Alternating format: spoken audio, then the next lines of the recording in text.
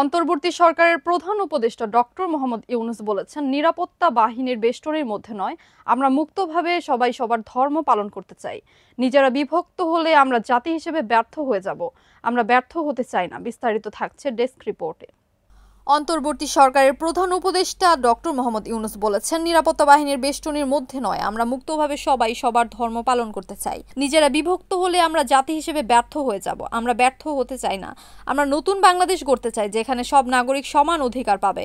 মঙ্গলবার ঢাকেশ্বরী জাতীয় মন্দির পরিদর্শনে গিয়ে এসব কথা বলেন তিনি।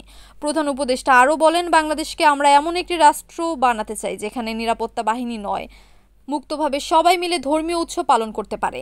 ডক্টর ইউনূস বলেন, যত ধর্মীয় পার্থক্য থাকুক, রাষ্ট্র আমাদের প্রতি কোনো পার্থক্য করতে পারবে না। রাষ্ট্র সব ধর্মের সমান মর্যাদা দিতে বাধ্য। আমরা এমন রাষ্ট্র গড়তে চাই যা বিশ্ব আমাদের অনুসরণ করবে। এই কথা জানিয়ে প্রধান উপদেষ্টা বলেন, জুলাই আকাঙ্ক্ষা বাস্তবায়ন করতে হলে সব ধর্মের মানুষকে একসঙ্গে কাজ করতে হবে। এদিন শারদীয় দুর্গোৎসব উপলক্ষে সনাতন ধর্মাবলম্বীদের সঙ্গে শুভেচ্ছা বিনিময় করতে রাজধানীর ঢাকেশ্বরী মন্দির পরিদর্শন করেন ডক্টর ইউনূস। মন্দির পরিদর্শন শেষে প্রধান উপদেষ্টা সনাতন হিন্দু ধর্মাবলম্বীদের সঙ্গে এক শুভেচ্ছা বিনিময় সভায় যোগ দেন। Kamruzzaman Kamrul, NAN TV news desk.